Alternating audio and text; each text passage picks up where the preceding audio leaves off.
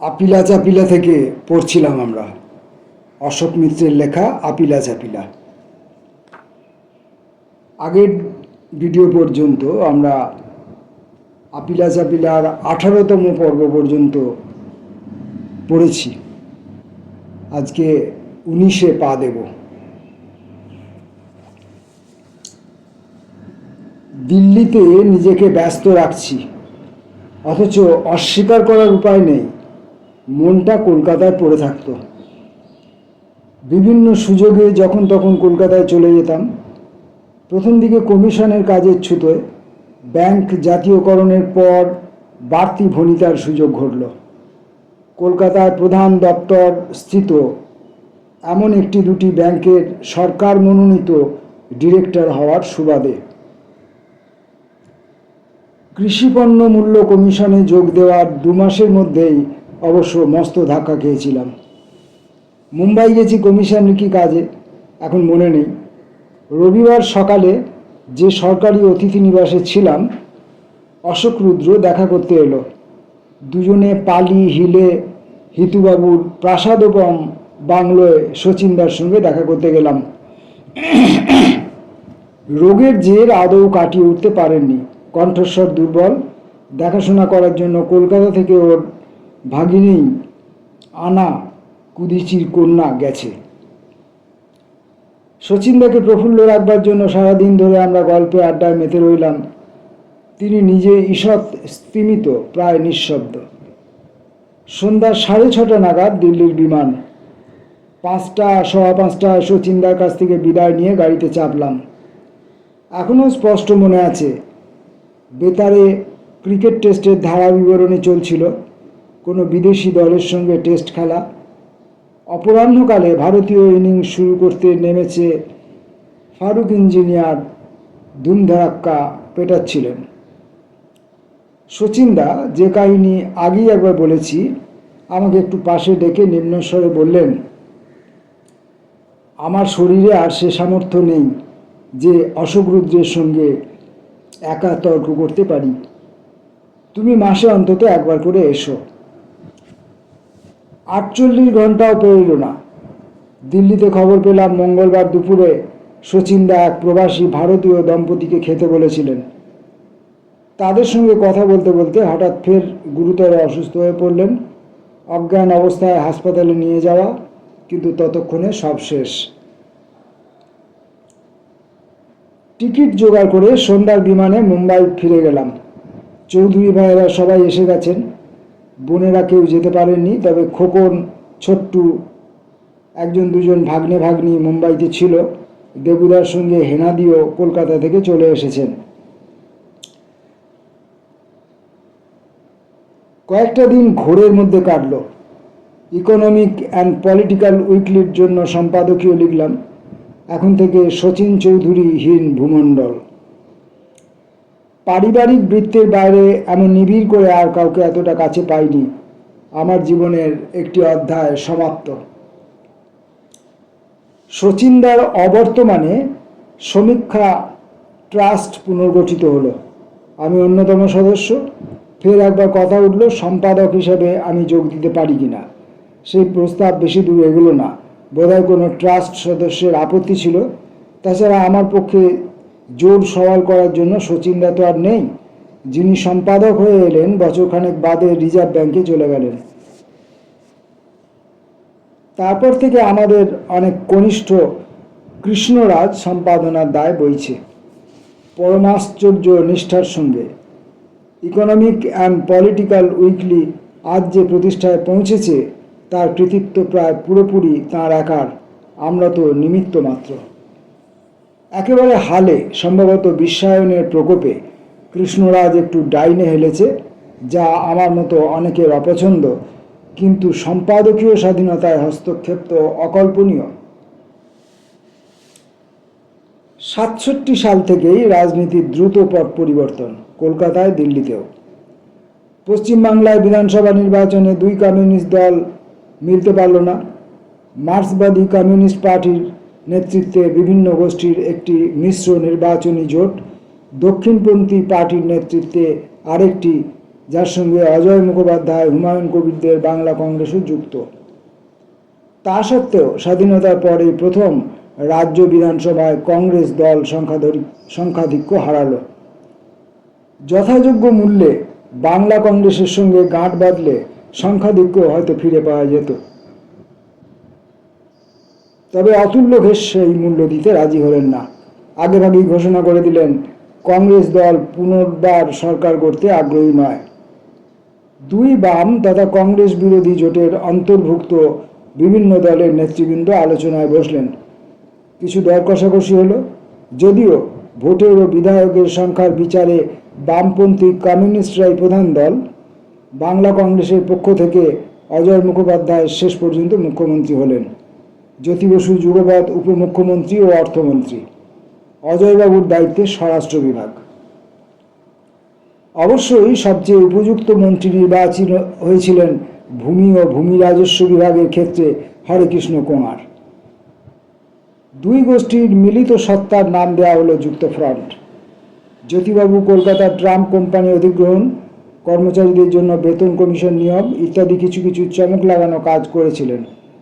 তবে হরেকৃষ্ণবাবু ভূমিহীন কৃষক ও ভাগচাষীদের জমি দখলে যে আহ্বান জানিয়েছিলেন, তার পরিণামে অচিরে যুক্তফ্রন্টের 19 মাসের মধ্যেই পশ্চিমবাংলার সমাজ বিন্যাসে গুণগত পরিবর্তন ঘটেছিল অনেক। যদি হুমায়ুন কবির নিজের রাজনৈতিক প্রভাবের ভিত্তিভূমি পশ্চিমবাংলায় প্রতিষ্ঠার জন্য অত অস্থির হয়ে না উঠতেন এবং প্রফুল্ল ঘোষ মহাশয় পরিণত বার্ধক্যে আর একবার মুখ্যমন্ত্রী হওয়ার জন্য অতটা উদ্গ্রীব না হতেন, সম্ভবত যুক্তফ্রন্ট সরকার এলোমেলো চেহারা নিয়ে আরও কিছুদিন টিকে থাকতে পারত। কিন্তু ভয়ের মধ্যে ভয়, সমস্যার মধ্যে সমস্যা। অজয় মুখোপাধ্যায় মুখ্যমন্ত্রী হিসেবে আদৌ সড়গড় নন। বয়সের পীড়নে প্রায়ই মন্ত্রিসভার বৈঠকে ঘুমে ঢলে পড়েন। তাঁর অনুজ বিশ্বনাথ মুখোপাধ্যায় মন্ত্রিসভায় সিপিআইয়ের অন্যতম প্রতিনিধি। জ্যোতিবাবু বা হরেকৃষ্ণ কোঙার তখন তাকে ঠেলা দিয়ে বলেন, ও মশাই, আপনার ছোটদাকেই জাগিয়ে তুলুন। আরও অনেক সমস্যা জড়ো হয়ে এলো। মার্ক্সবাদী কমিউনিস্টদের রাজনৈতিক প্রভাব সমাজের সর্বস্তরে দ্রুত বাড়ছে। বাংলা কংগ্রেসের মধ্যে অনেকেই সন্ত্রস্ত। তারা দিল্লির সঙ্গে যোগাযোগ করলেন। ইন্দিরা গান্ধী বাংলায় দখলদারি ফিরে পেতে উৎসুক। আশু ঘোষ নামে এক ফোরে কলকাতায় অনেক বাড়িঘরের মালিক ঠিকাদার হিসেবে কাজে নেমে পড়লেন। 68 সালের অক্টোবর নভেম্বর মাসে 13-14 জন বিধায়ক বাংলা কংগ্রেস থেকে বেরিয়ে এলেন প্রফুল্ল ঘোষের একনায়কত্বে। অতুল্য ঘোষকে জব্দ করার জন্য ইন্দিরা গান্ধী সোচ্চায় এগোলেন। অতুল্যবাবুকে জিজ্ঞাসা পর্যন্ত করলেন না। রাজ্যপাল ধরমবীরকে দিয়ে অজয়বাবুকে বরখাস্ত করানো হলো। রাতের অন্ধকারে প্রফুল্ল ঘোষ মুখ্যমন্ত্রী পদে বৃত হলেন।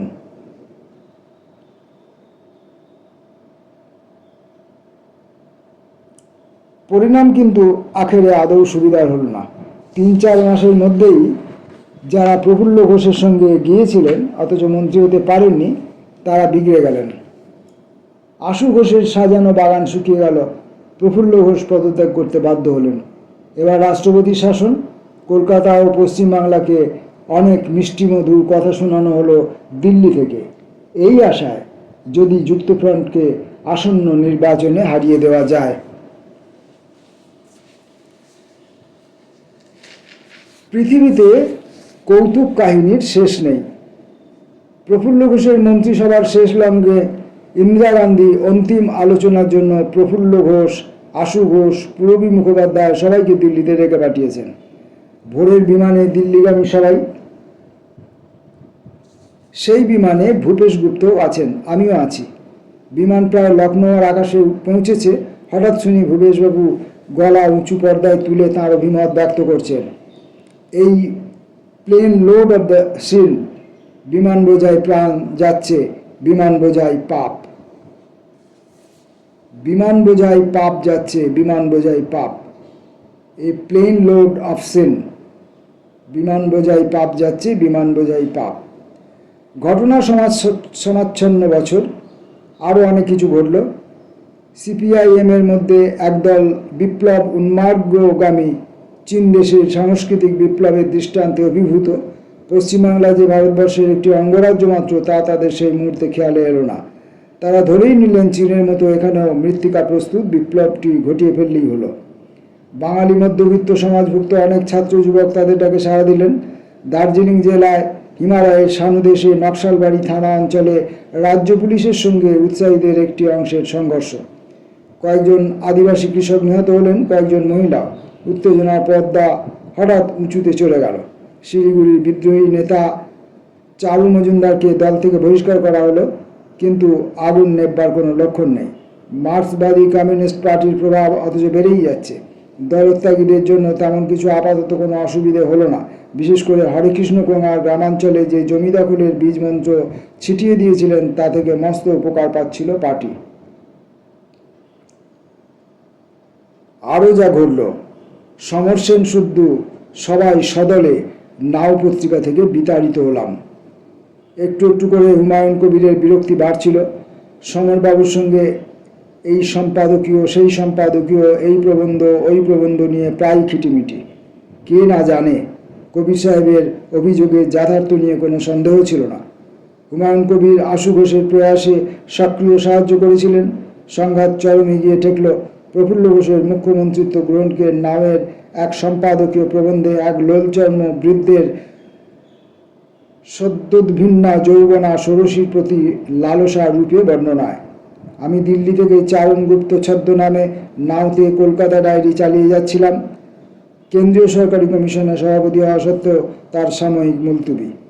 তবে কয়েকদিনের মধ্যেই কোম্পানি গড়ে বন্ধু বান্ধব আত্মীয়জনের কাছ থেকে টাকা তোলা হলো। নতুন সাপ্তাহিক পত্রিকার উদ্যোগ সম্পূর্ণ ফ্রন্টিয়ার। কলকাতা ডায়েরিও নতুন কাগজে স্থানান্তরিত হলো। সমরবাবু, শহীদকুল ও অনুরাগীদের উৎসাহের শেষ নেই। গণেশচন্দ্র এভিনিউয়ের অদূরে মঠ লেনে নতুন পত্রিকার দপ্তর। ঘোর বামপন্থী বন্ধু রবি সেনগুপ্ত, ততদিনে তিনি আপাদমস্তক নকশালপন্থী, পত্রিকার অন্যতম কর্ণধার। বিপ্লবের আর যেন একটুও বাকি নেই। রবিবাবুকে যদি কেউ রঙ্গ করে প্রশ্ন করত, আপনি খড়িবাড়ি না নকশালবাড়ি, তার হয়ে উত্তর যোগাতাম, উনি পুরোপুরি ফাঁসি দেওয়া। সমর সেনের সঙ্গে আমার মতান্তরের তখন থেকেই একটু একটু শুরু। যে কোনো বাঙালি মধ্যবিত্তের মতো বিপ্লব সম্পর্কে আমারও তখন ঈষৎ রোম্যান্টিক ধ্যান ধারণা। নকশালবাড়ি আন্দোলনের সমর্থনে প্রথম পর্যায়ে বেশ কিছু সম্পাদকীয় লিখেছি নাও ও ফ্রন্টিয়ারে। মাঝে মাঝে স্নেহাংশু আচার্যের বাড়িতে জ্যোতি বসুর সঙ্গে দেখা হতো। কখনো কখনো সমর সেনও থাকতেন। সমরবাবু ততদিনে উগ্র মতামত ধারণ ও প্রকাশের ক্ষেত্রে আমাদের সবাইকে ছাপিয়ে গেছেন। প্রায়ই জ্যোতিবাবুর সঙ্গে তার তিক্ত কথাবার্তা স্নেহাংশুবাবু ও আমি দুজনেই একটু বিব্রত।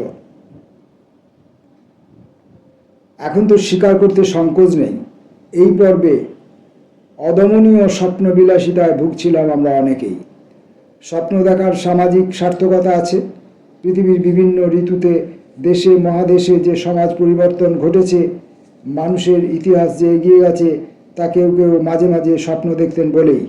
স্বপ্ন থেকে সঞ্জাত অঙ্গীকার, অঙ্গীকার থেকে আলোড়ন, আলোড়ন থেকে বিপ্লব।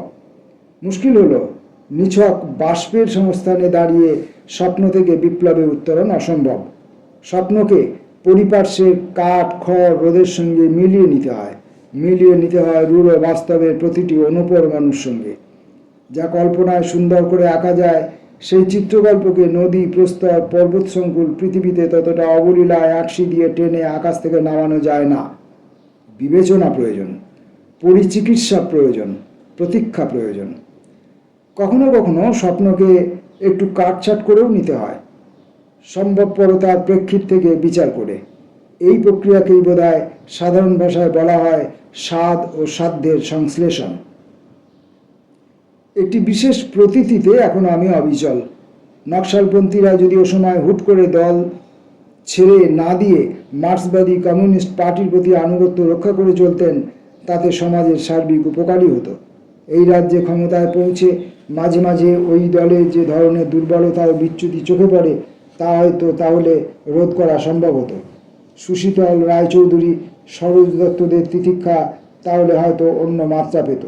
সময়ের ফেরে প্রতিক্রিয়ার বিরুদ্ধে যে লড়াই দলের অভ্যন্তরে এখনও চালিয়ে যাওয়া হচ্ছে, এরা যদি পার্টিতে থাকতেন লড়াইয়ে জেতা অনেক বেশি সহজ হতো।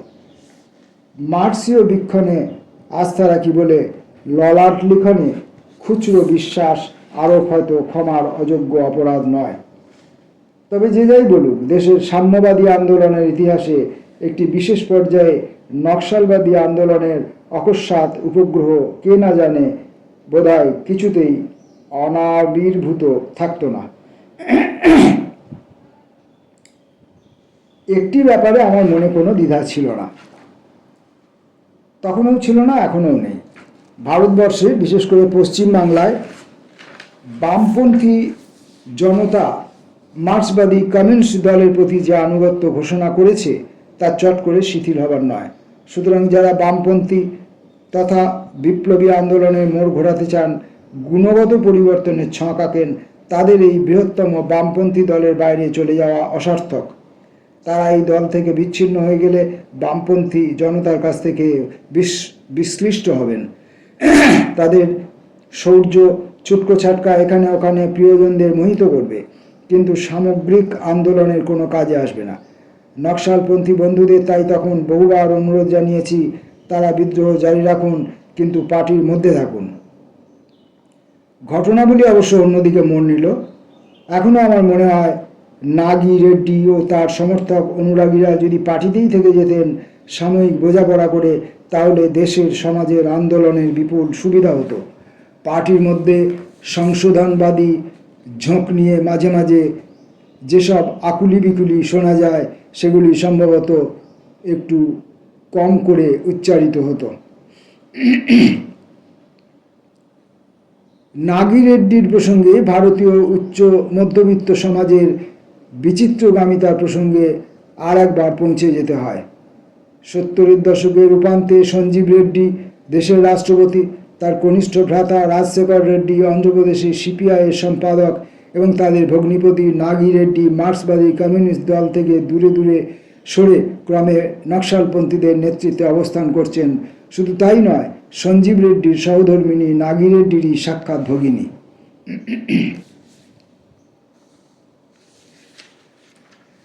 67 সালের গ্রীষ্মের শেষ দিকে ওই অশান্ত সময়ে কয়েকদিনের জন্য দিল্লি থেকে কলকাতায় এসেছি। হাঙ্গারফোর্ড স্ট্রিটে আমাদের 4তলার ফ্ল্যাটের ঠিক নিচে এআইএস ভুক্ত জনৈক মহিলা আমলা থাকতেন। তার পিতামহ ঢাকা জেলার পুরনো দিনের কংগ্রেস নেতা বীরেন্দ্র মজুমদার 1939 সালে মাঝদিয়া রেল দুর্ঘটনায় মারা যান। মহিলাটির মা জার্মান, অতি শান্ত, সৌজন্যবতী, করুণাময়ী। আমাদের প্রতিবেশিনীর ছোট বোনের স্বামীও আইএএসে সেই মুহূর্তে দার্জিলিং জেলার ডেপুটি কমিশনার। তার তত্ত্বাবধানে নকশালবাড়ি আন্দোলনের নেতাদের কানু সান্যাল, সৌরেন বসু, খোকন মজুমদার এদের হন্যে হয়ে পুলিশ প্রশাসনের পক্ষ থেকে খোঁজা হচ্ছে। তার 2 কন্যা ও 1 জামাতা সহ জার্মান মহিলাকে আমরা নৈশাহারে বলেছি। টেবিলে গোল হয়ে বসে খাচ্ছি, আলাপ করছি। হঠাৎ দরজায় বেল। খুলে দেখি রবি সেনগুপ্ত, সঙ্গে আমার অচেনা এক ভদ্রলোক। রবিবাবু নিচু গলায় বললেন, ইনি সৌরেন বসু, আপনার সঙ্গে আলাপ করতে এসেছেন। আমি কিংকর্তব্য বিমূঢ়। এর চেয়ে বড় সংকট আর কি হতে পারে? খাবার ঘরে সৌরেনবাবুকে যিনি গ্রেপ্তার করবেন সেই ডেপুটি কমিশনার মশাই বসে আছেন, আর সৌরেন বসু নিজে দরজায় দাঁড়ানো। দ্রুত তাদের দুজনকে রান্নাঘরের ভিতর দিয়ে শোবার ঘরে নিয়ে গেলাম। খাবার জায়গায় গিয়ে সমাগত অতিথিদের বললাম, হঠাৎ দুজন দেখা করতে এসেছেন, ওদের সঙ্গে একটু কথা বলতে হচ্ছে, মাপ চাইছি কিছুক্ষণের জন্য। সৌরেন বসুর সঙ্গে নকশালবাড়ি উদ্ভূত পরিস্থিতি নিয়ে আলোচনা। তিনিই বলছেন, আমি প্রধানত নির্বাক শ্রোতা। আলোচনাক্রমে আমি একবার বোধহয় বলেছিলাম, সমস্যা ক্রমশ ঘনীভূত হবে, বুঝছেন তো? নকশালবাড়িতে দেখে মনে হচ্ছে শিগগিরই ফৌজ নামানো হবে। আপনারা কি করবেন তখন? সৌরেনবাবু দ্বিধাহীন, তার উচ্ছ্বাস বেড়ে গেল। জটিদি জবাব দিলেন, আমাদের কাছে খবর নকশালবাড়িতে একটি মারহাট্টা রেজিমেন্ট আসবে। ওরা তো মহারাষ্ট্রের দেহাতি মানুষ, প্রায় সবাই গরিব কৃষক। যে মুহূর্তে জানতে পারবে আমরা জমির জন্য লড়াই করছি, গরিব কৃষককুলের জন্য লড়াই করছি, সঙ্গে সঙ্গে ওরা ওদের বন্দুক কামান সহ আমাদের সঙ্গে যোগ দেবে। আমি আর কথা বাড়ালাম না। রোম্যান্টিকতা নমস্য, কিন্তু তা তো হঠকারিতারও জনক। এর কিছুদিন বাদে সৌরেনবাবু লুকিয়ে চীনে চলে যান। চুয়েন লিয়ের সঙ্গে দেখা হয়। চীনের প্রধানমন্ত্রী তাকে কী বুদ্ধি পরামর্শ দেওয়ার চেষ্টা করেছিলেন জানি না, তবে সৌরেনবাবু দেখা করতে না এলে এত তাড়াতাড়ি হয়তো আমি নিজে নাস্তিক বনে যেতাম না। শুনেছিলাম চীনের চেয়ারম্যান আমাদের চেয়ারম্যান। তাদের ভারতীয় অনুরাগীদের এই স্লোগানে উদ্বেল হওয়াতে চীনের নেতারা সৌরেনবাবুর কাছে বিরক্তি প্রকাশ করেছিলেন, বলেছিলেন ওটা কাণ্ডজ্ঞানহীন।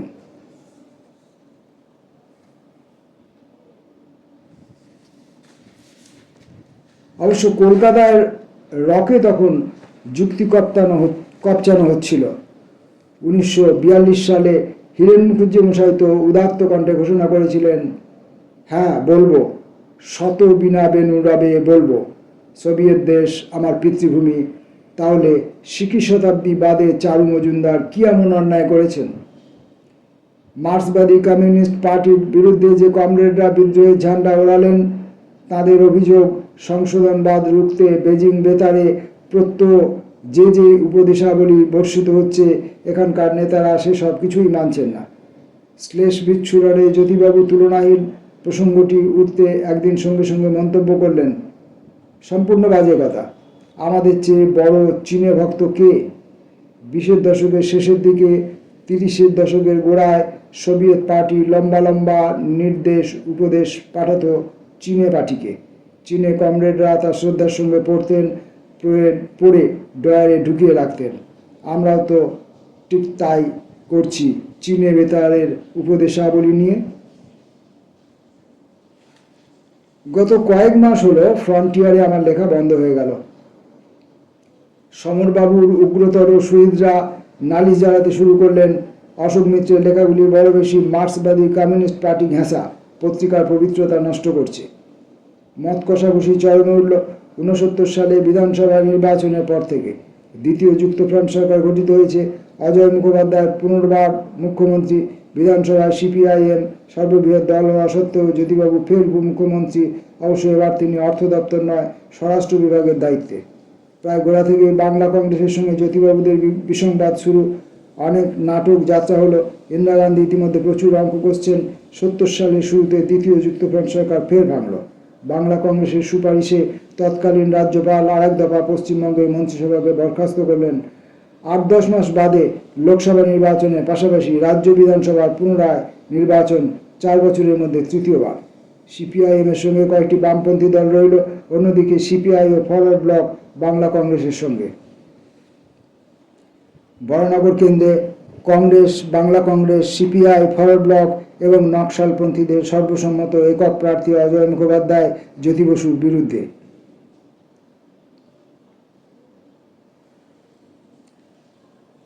ফ্রন্টিয়ারের সম্পাদকীয় বেরোল অজয় মুখোপাধ্যায়কে সমর্থন জানিয়ে।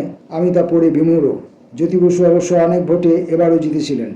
একটি ঘটনা ঘটল, এখন হাসির উদ্রেক করে। আমার বহুদিনের বন্ধু হিতেন ও অ্যাঞ্জেলা ভায়া তখন কলকাতায়। হিতেন ইন্ডিয়ান ইনস্টিটিউট অফ ম্যানেজমেন্টের অধ্যক্ষ পদে সমাসীন। আলিপুরের নিউ রোডে ওদের বাড়িতে আমাদের, সমরবাবুদের এবং আমাদের কয়েকজনকে খেতে বলা হয়েছিল এক সন্ধ্যায়। বরানগরের নির্বাচনী ফল যেদিন বেরোবার কথা। সমরবাবুর অনুরোধে রেডিও খোলা হলো। আমরা সংবাদ শুনলাম অজয়বাবু ভীষণভাবে হেরে গেছেন। সমরবাবুর মেজাজ সহসা খিচে গেল। বরাবরই দেখেছি সামান্য জলপথে বিহার করলে ওর মুখ থেকে নিখাত খাঁটি বেরোয়। জ্যোতিবাবুর জয় ও অজয় মুখোপাধ্যায়ের পরাজয় নিয়ে ওই সন্ধ্যায় আমাদের দুজনের মধ্যে প্রথমে ব্যঙ্গ বিদ্রুপ, পরে রীতিমতো কড়া বাক্যবলির বিনিময়। সমরবাবু থেমে থেমে গভীর তিক্ততার সঙ্গে জানালেন, আমি পরপর তার দুটো পত্রিকারই নাও এবং ফ্রন্টিয়ারের সর্বনাশ করেছি সিপিআইএমের প্রতি আমার ধারাবাহিক পক্ষপাতিত্ব প্রদর্শন দ্বারা। তাঁর পত্রিকার দ্বয়ের বদনাম হয়েছে। এরপর সমরবাবু কাগজের আমার পক্ষে দেখা চালিয়ে যাওয়া সত্যই অসমীচীন হতো। সুধীন্দ্রনাথ দত্তের ইংরেজি প্রবন্ধ সংকলনের একটি আলোচনা সমরবাবুর কাছে ইতিমধ্যে গচ্ছিত ছিল, আর ফেরত চাইনি, ওটা ছাপা হয়ে গেল। তবে আর কোনোদিন ফ্রন্টিয়ারে লিখিনি। যদিও সমরবাবুর সঙ্গে ব্যক্তিগত সৌহার্দ্য সম্পর্কে আদৌ চির ধরেনি, আমাদের মেলামেশা অব্যাহত থেকেছে সমরবাবু যতদিন বেঁচে ছিলেন শেষ পর্যন্ত।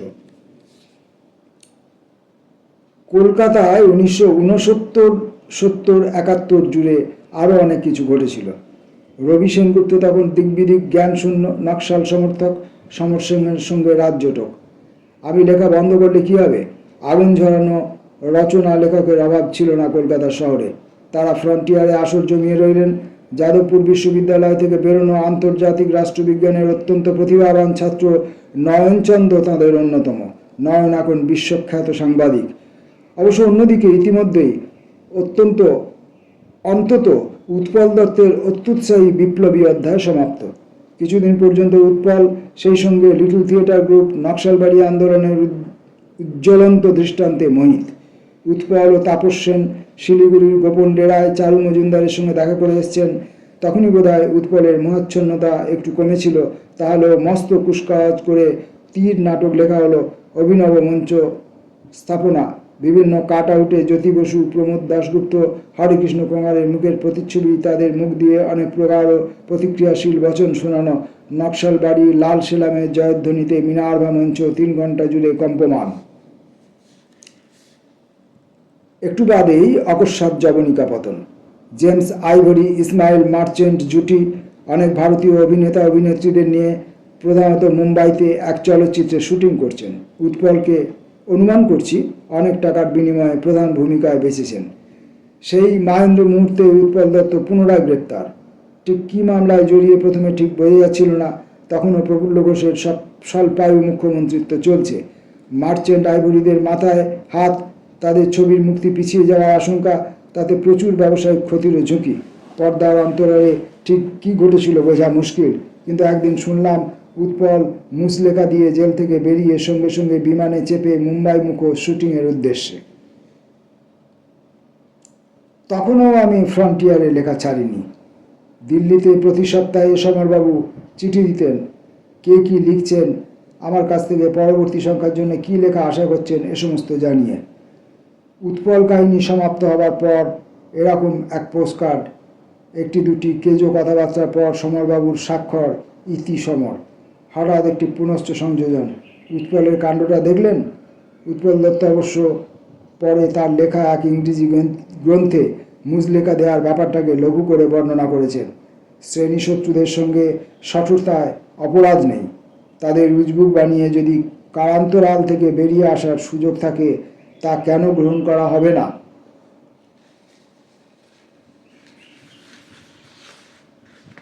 পর্ব 19 ছোট ছিল, আজকে এক পাঠেই শেষ করা গেল। হয়তো তুলনামূলক একটু সময় বেশি লাগলো। পরের দিন আসবো পরবর্তী পর্বের পাঠে। নমস্কার।